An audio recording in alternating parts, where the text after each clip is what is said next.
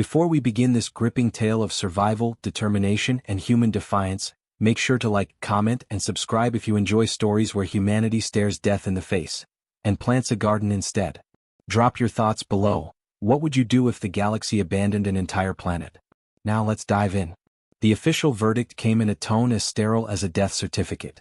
Virex 7 is to be classified as uninhabitable.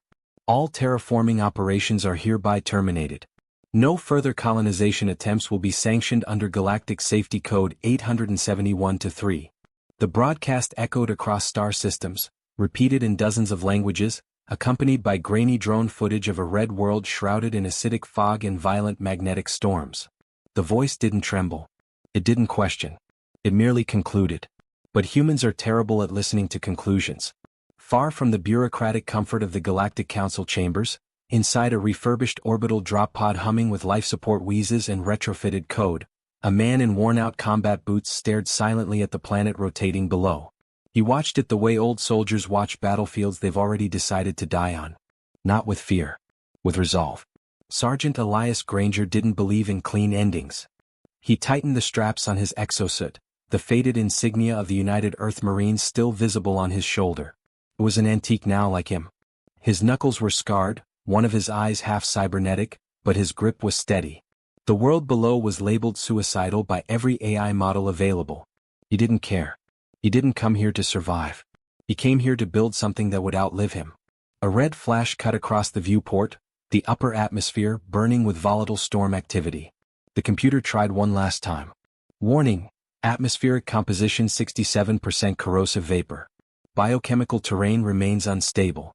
All colonization simulations fail at 72-hour threshold. Yeah, well, Elias muttered, reaching for the manual override, let's see what a human farm simulation looks like.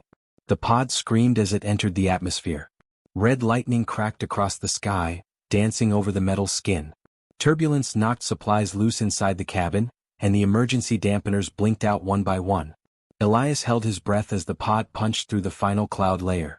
The ground approached fast, charcoal gray soil carved by ancient tectonic trauma, streaked with glowing mineral veins and steaming fissures. No trees. No rivers. Just the faint suggestion of motion under the surface, like the planet was breathing in its sleep. The pod slammed into the crust. Alarms roared. Elias' restraints bit into his chest, but he stayed conscious, gritting his teeth. The hull hissed against the toxic air as the emergency seals deployed, locking the chamber into a pressurized bubble. Silence followed. A dead, empty silence. Elias exhaled. The hatch opened with a reluctant hiss. For the first time in 2 decades, someone stepped onto Virex 7. Boots crunched against volatile mineral dust. His visor display flickered warnings. Radiation spikes, corrosive particulates, unstable magnetism. The planet wanted him gone. Feels like home already, he muttered. He set down a survey drone and let it hover over the ridge. It immediately began to corrode, whining as its casing blistered in the atmosphere. It lasted 9 seconds. Personal best, Elias said dryly, marking the data anyway. He took a slow look around. In every direction, jagged terrain, windswept ash dunes, sulfur haze rolling low like fog in an old horror movie. But beneath the hostility was something else. Potential. Or at least a challenge. He moved quickly, unloading crates from the drop pod. These weren't weapons or tools of conquest. They were seeds. Cultures. Filtered water. A portable lab. A modified biodome module originally designed for Antarctic research stations. He laid his hand on it like a father inspecting a crib. Let's get to work. By the time the dome inflated and locked into its pressure seals, the winds had picked up. Red dust coated everything. The solar panels needed constant scraping. The batteries ran hot. The filtration unit stuttered, not designed for this much hostility. He didn't sleep the first night. Instead, he worked, adjusting airlocks, purging contamination from storage tanks, calibrating heat exchangers to withstand the 200 degrees Celsius temperature drops at night. He knew every bolt in this setup. He'd customized it himself over 5 years, piece by stolen piece, after resigning from the military. They had called him paranoid. Now he was alone on a planet that hated everything alive. He figured he was just ahead of the curve. The next day he planted the first seed. It wasn't poetic. It wasn't majestic. Just a small trench inside a carbon-sealed planter, filled with chemically neutral paste. A potato. Of all things. one engineered back on Earth to survive drought, radiation, and malnutrition. Still, it needed something this planet didn't give freely. Hope. He stared at it for a long time. Then, as if acknowledging the absurdity, he chuckled. You know, you're not the first thing I tried to keep alive in a war zone. As if in response, the wind outside howled louder, rattling the dome's frame. Elias ran diagnostics. The power grid was holding. Barely. Atmospheric pressure had increased slightly, still deadly but stable for now. The soil samples outside remained hostile, but he noticed something odd. The native microbial life was aggressive, yes, but organized. It didn't just attack foreign enzymes. It adapted to them. It learned. That night, as the storm reached its peak and the dome shuddered like a ship in a storm, Elias sat alone writing logs. The screen flickered in the lightning flashes. His beard was flecked with dust. His fingers ached. He was tired. But the words came. Day 1. Surface hostile. Atmosphere toxic. Native microbiology displays adaptive aggression to foreign organic matter. All predicted outcomes lean toward catastrophic failure. I'm planting anyway. He attached a small image to the log. A photo, crinkled and sun-faded. A little girl, smiling in a garden full of sunflowers. Her eyes matched his. Her name was Lila. She'd been gone 10 years. After her accident, after the war, after everything, Elias couldn't find a place on Earth where the world didn't feel finished. Closed off.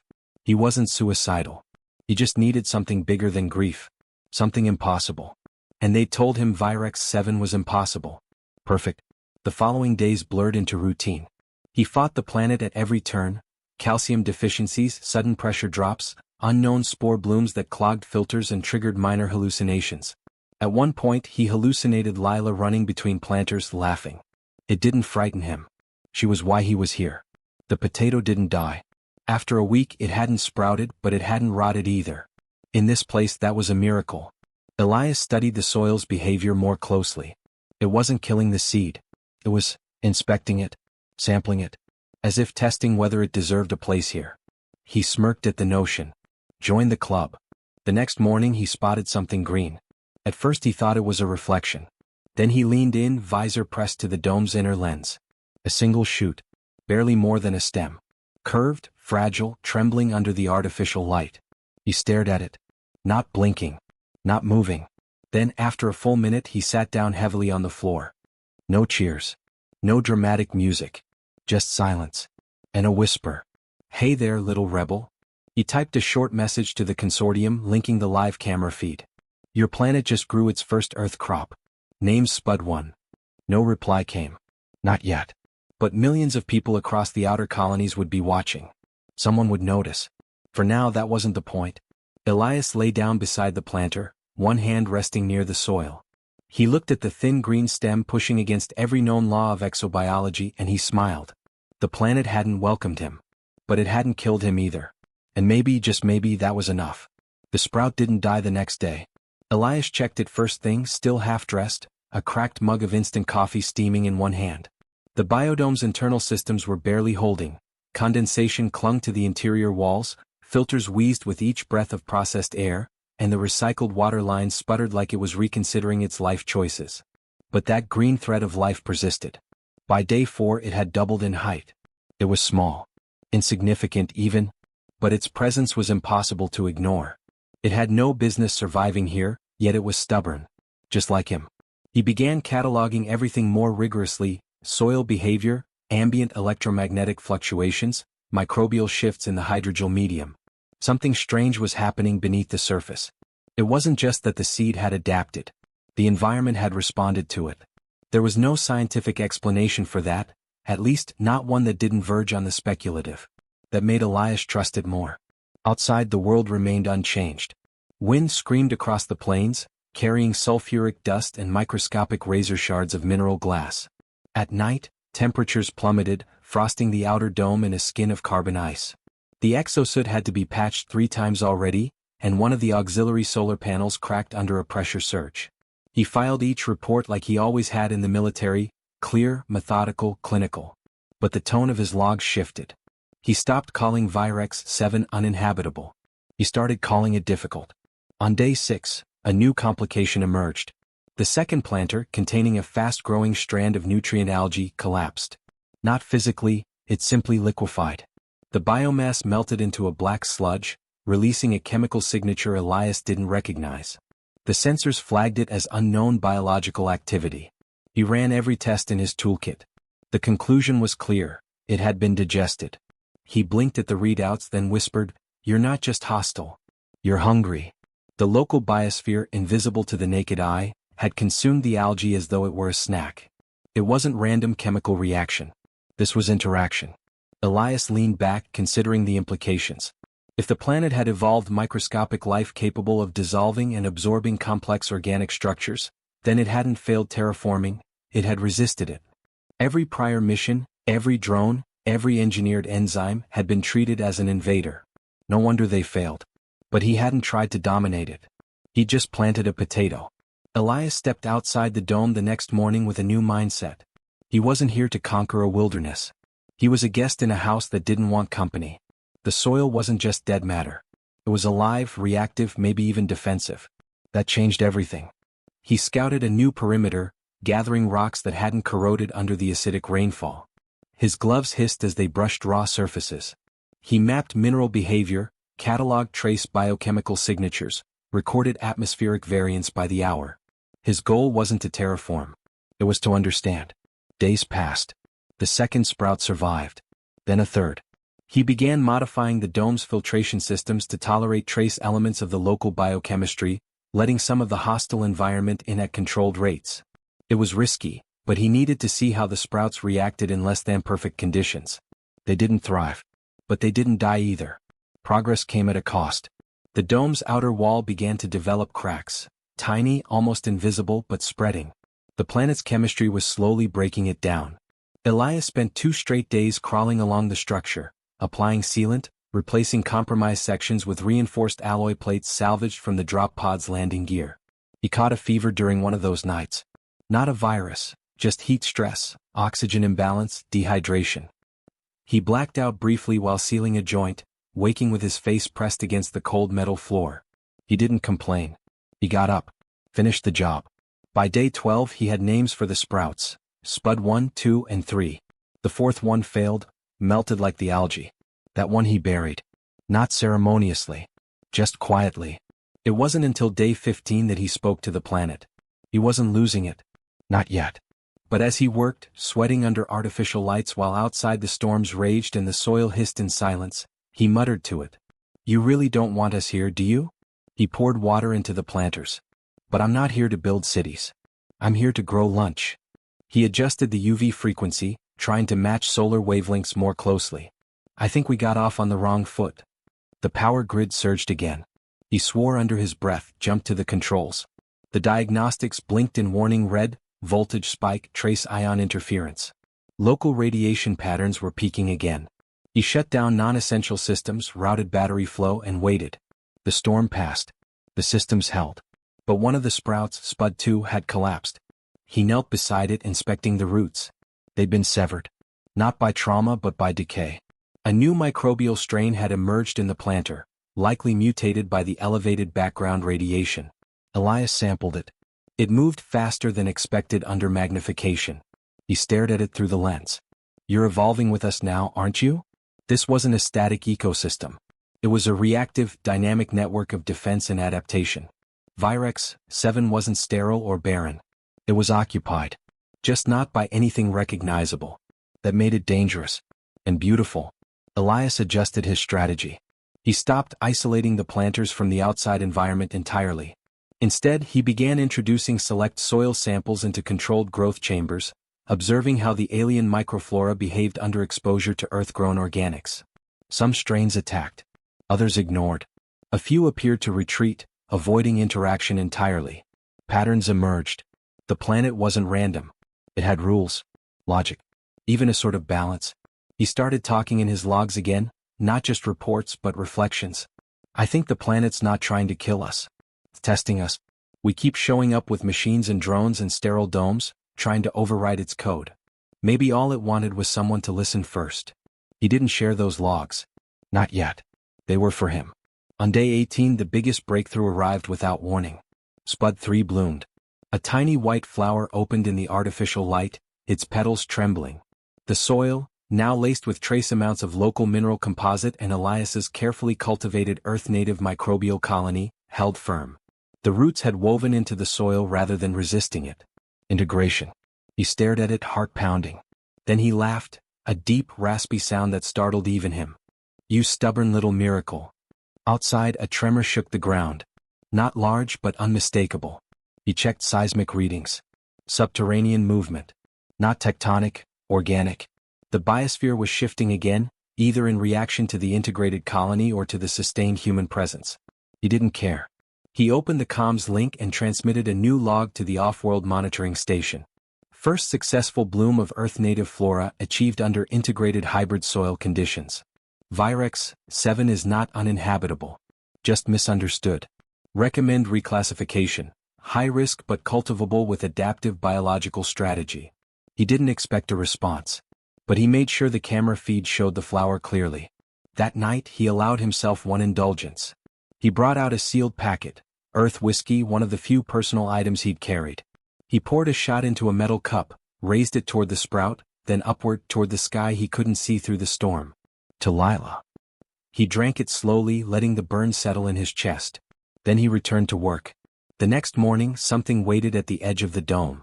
A shimmer in the air. Not quite movement. Not quite light. He stared at it through the thick pain. It was gone the moment he focused. He dismissed it as a hallucination. A trick of stress and half-sleep. But part of him wasn't sure. The planet was watching him now. And somewhere deep in its broken crust and poisoned winds, it had started to listen. The sprout became a symbol before it became a crop. It was nothing more than a white flower on a crooked stem growing from chemically modified dirt in a fragile dome, but across the outer colonies the image took root. Someone scraped it from a live feed and posted it with the caption, "Life on Virex 7. The photo spread. Subtly at first, among human scientific boards, military forums, exobiology think tanks. Then faster. Children in backwater colonies drew it on walls. Digital artists added halos and turned it into wallpaper. Some called it a miracle. Others propaganda. To Elias Granger it was a plant. The first of many. A survivor. He didn't know the galaxy was watching until a ship descended 3 days later. It came fast and deliberate. No announcement, no broadcast, just a silent ripple in the upper atmosphere followed by a humming pressure drop that nearly shattered the dome's eastern brace. Elias pulled on his exosuit, armed only with a wrench and a crowbar, and stepped outside into the sulfur wind. The ship hovered 30 meters above him, matte black, a geometric wedge designed for atmospheric balance rather than beauty. It bore no flag. Just 3 blinking lights and a slow, measured descent. It touched down without sound. Elias squinted through the fog. The ramp lowered. 3 figures emerged. The first was insectoid, 6-limbed, chitin-plated, glistening with protective oil. The second walked like a cat, digitigrade legs and glowing eyes behind a rebreather mask. The third was humanoid but elongated, skin like translucent wax, covered in ceremonial robes. All 3 wore heavy filtration gear. All 3 stood motionless at the dome's edge. Elias waited. He wasn't in the mood for diplomacy, but he also wasn't eager to start a war with the only people who'd risk landing here. The humanoid spoke first in perfect trade tongue. "You are Elias Granger, the human gardener." He tilted his head. "I prefer marine with a shovel." There was a pause. Then, unexpectedly, the insectoid chittered in what sounded like amusement. The robed one stepped forward. "We are emissaries from the Triune Observational Council. Our purpose is diplomatic. We wish to speak." Elias gestured toward the dome. "Not much room for guests." "We will remain here," the cat-like figure said, voice distorted through the mask. "This planet remains biologically volatile." He nodded slowly. "Yeah. So do I." A long silence followed. Finally, the robed one spoke again. "You've grown something here. Something impossible. It's a potato. Life," they clarified. "Where none was meant to be." Elias didn't look away. "Who decides what's meant to be?" The insectoid shifted its weight, voice clicking through a translator. "Your species has a pattern. Where you survive, you build. Where you build, others flee." Elias folded his arms. "We're not invading. We're surviving." This planet was declared unfit. It didn't agree. The emissaries exchanged a glance. Or the alien equivalent of one. Then the feline one unhooked a cylinder from its hip and activated a small hollow projection. A rotating image of the flower appeared, Spud 3's bloom. This image has sparked unrest, the robed one said. Some see it as hope. Others as provocation. To whom? Elias asked. To every species that accepted this world's death as final, the robed one answered. You reopened a wound. Elias turned toward the dome. The glass reflected his shape in fractured slivers, helmeted, bulky, worn. Behind him, the flower stood upright beneath grow lamps, unaware of its sudden political career. I didn't come here to change anyone's mind. I came to prove one. The feline one stepped forward. You've already succeeded. Now others wish to follow. He turned back. Human settlers? Pilgrims? Scientists? Veterans? Believers? Some believe this planet is holy now. Others see your act as defiance. Elias exhaled. What do you see it as? The insectoid leaned in slightly. Irregular. That drew a snort from him. Fair. The emissaries did not smile. They offered something instead, safe extraction. A promise of comfort. Recognition. A guaranteed legacy for what he'd done. He declined without thinking. I'm not done here. You could die here, the robed one said. I will die here, he corrected. That was always the plan. But this planet will remember me. For a moment they said nothing. Then, carefully, the feline one placed a small device on the ground, a spherical transmitter the size of a fist. This will broadcast your soil telemetry to an open science network. Quietly. No fanfare. No politics. Appreciated, he said and meant it. The three turned without further discussion, boarded the ship, and vanished into the cloud layer like ghosts leaving a battlefield. Elias returned to the dome, placed the device on a workbench and resumed cleaning the algae tank. A crack had appeared near the vent, slowly leaking carbon compounds into the root chamber. The flower had begun to wilt slightly. He adjusted the filters, swapped the pump, and whispered to the plant like it could hear. Don't let diplomats get to you. The next 24 hours passed in tense silence. The storm outside worsened. Radiation spiked again, briefly knocking out half the dome's power. The emergency backup kicked in too slowly. By the time Elias reached the storage bay, the temperature had dropped dangerously. He opened the valve to reroute heat manually, only to realize the internal fan had seized. He ripped open the casing and nearly burned his hand prying the coil free. By the time he restored balance, hours had passed. The dome was stable again. But the flower had died. It hadn't rotted. It hadn't been attacked. It had simply failed to hold on long enough. It drooped in its soil bed, petals folding like wings surrendering to gravity. Elias stared at it for a long time. He didn't curse. Didn't mourn. He took a cutting, placed it in the sample chamber, and buried the rest in the nutrient bed beside its predecessors. In his log that night he wrote one line. Life isn't a victory. It's a negotiation. 2 days later, a new shoot appeared in the secondary bed, smaller, crooked, imperfect. He didn't name this one. He let it grow without ceremony. When the next ship came, it didn't ask for permission to land. It was old, civilian-grade, low-heat thrusters, patched hull, painted with amateur hand symbols and flags from over a dozen human colonies. It descended shakily, throwing up a halo of dust that filtered through the sky like an omen. He stepped outside, shielding his eyes. The ship's ramp dropped with a mechanical groan. A woman appeared first, mid-40s, sunburned, wearing a cracked respirator and military boots too large for her. Behind her, a man in a wheelchair, followed by a teenage boy carrying trays of seedlings wrapped in heat cloth. They looked at Elias like pilgrims meeting a myth. He raised a hand. She raised hers back. Then she smiled. Hope you don't mind, neighbors. They brought more than enthusiasm. They brought modified greenhouse kits, makeshift power converters, and actual livestock, genetically compact goats engineered for lunar colonies. Elias helped them set up shelters using wreckage from a failed mining rig buried half a kilometer west. At night they shared stories. The boy asked questions about the first sprout. The man in the chair quoted poetry while monitoring soil data.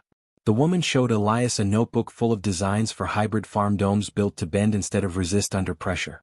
By the end of the week, four domes stood in the valley. The green had begun to spread. Elias wrote in his log again, this time with a trace of something close to pride. Maybe I was wrong. Maybe the planet wasn't waiting for someone to fight it. Maybe it was just waiting for someone to be quiet long enough for others to hear. He didn't know what the future held. He only knew the winds didn't scream as loudly anymore. The wind shifted. Elias noticed it first not with instruments but with his skin. After nearly a year on Virex 7, He could feel the change in his bones, how the storms didn't scream quite the same, how the soil's tremble beneath his boots had steadied, how even the sky's glare had dulled from violent orange to a subdued ember. He stood at the edge of the farm belt, 6 domes now interconnected with flexible conduit paths and insulated tunnels. The settlers called the whole thing Granger's Green, half in jest, half in reverence. The name made him uncomfortable. He hadn't come to be remembered. He'd come to forget. But the world wouldn't let him. The newest shoot, a creeping vine native to Earth's temperate zones, had begun integrating with the local mineral crust, embedding roots into volcanic crevices no Earth plant should tolerate. It fed off the chemical residue Virex, 7 exhaled during heat shifts. And it glowed faintly at night. No one knew why. The scientists said it was a reactive trait developed under stress. The boy from the first ship said it looked like magic. Elias didn't argue with either. He just watched it grow. And still the planet pushed back.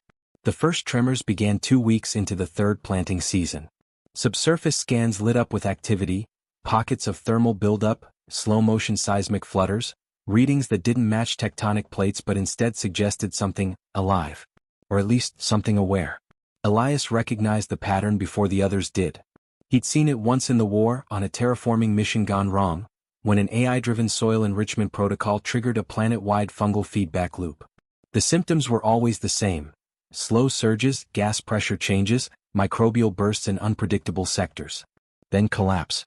He didn't tell the settlers. Not at first. There was nothing they could do.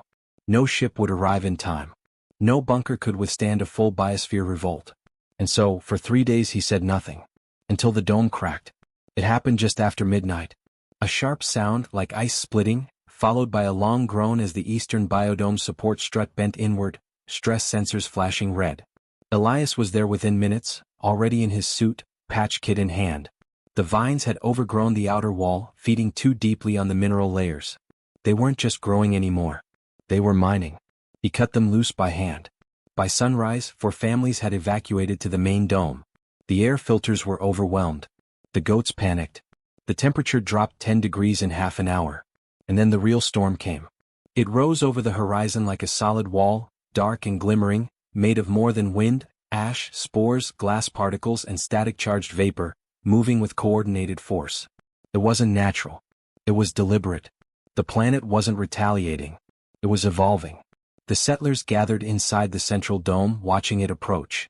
Elias stood apart in the airlock vestibule, staring at the storm's leading edge through scratched polyglass. Behind him, the woman, Riley, approached. She'd become the unofficial leader of the newer settlers, though she never claimed the title. She was practical, level-headed, the kind of person who built things with her hands while planning 10 steps ahead. Elias trusted her. "You knew this was coming," she said. "Yes." "Why didn't you warn us?" He didn't turn. "Because I wasn't sure. And because I thought maybe it would pass over if we gave it room." She stood beside him, arms crossed. "And now I think it's not a storm. It's a question." The wind outside began to howl, not violently but rhythmically, like breath. The dome shuddered under the pressure. A nearby grow light snapped loose, swinging wildly. "We need a plan," she said. "We need a signal." "A signal?" He turned then, eyes sharp. "We've been asking this planet to listen. Now it's listening. So we answer." Riley frowned. "With what? Weapons?" "No. With proof." They moved fast. The others followed orders without hesitation. The settlers dismantled the secondary dome, cutting open the biointerfaces, lifting the planters by hand, dragging Earth-native crops into the central chamber.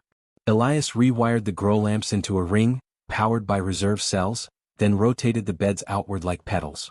The wind screamed harder, pushing dust and spores against the dome in pulsing waves.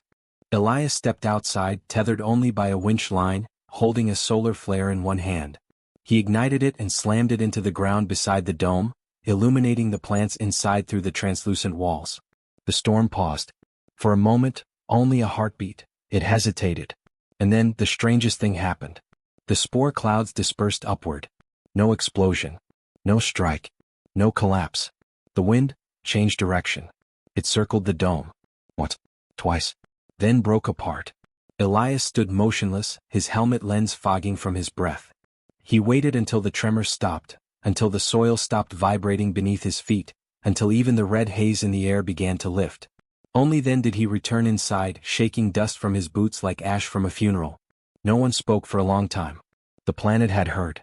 And, for the first time, it had answered without violence. In the days that followed, something unthinkable happened. The ground softened. It didn't become fertile, not in the traditional sense, but the surface layers stopped rejecting foreign microbes. Plants began growing outside the domes and shallow trenches. Storm patterns stabilized. The local mineral crust stopped radiating acidic vapor, and the pressure system stopped buckling. The first alien pollinator was spotted fluttering between hybrid moss flowers along the southern ridge. It wasn't from Earth. It hadn't been catalogued by any previous expedition. But it was there. Alive. Working. Coexisting. Elias didn't celebrate. He didn't relax. He simply adjusted. They expanded slowly. Not to conquer, not to build cities, but to listen and respond. Every structure was adaptive. Every crop was tested with native compatibility. Every decision was a conversation with the world. The consortium finally responded, 3 weeks later. They didn't apologize. They reclassified the planet. Virex 7, conditionally habitable. Human occupancy permitted under active biological oversight. The transmission was cold, bureaucratic, and 3 years late. But it ended with a line Elias hadn't expected. Report indicates survivability due to persistent anomalous behavior by one human subject. Elias Granger. Status: alive. Recommendation: leave him where he is. He smiled at that. The settlers built a new farmstead along the crater's edge. They made it strong, flexible, rooted into the rock and soil like vines themselves. They carved paths through the old ash dunes and dug cisterns under the cooled gas vents. And at the center, where the first dome had once stood, they planted a tree. It was spliced from earth wood and native mineral-binding reeds. It shouldn't have survived. It did anyway. Years passed. The tree grew tall. So did the children who helped plant it. Elias walked slower now. His back ached more. His hands trembled when the wind blew wrong. But every morning, he made his rounds, running his fingers across leaves, checking root temperatures, muttering to the vines like they were soldiers on inspection. Sometimes he stopped by the old photo tacked to the control panel, the one with Lila, her sunflower garden behind her, arms open to the light. He'd told no one her name. But someone had carved it at the tree's base. Just one word. Carefully etched. Lila. The sky above was no longer blood red.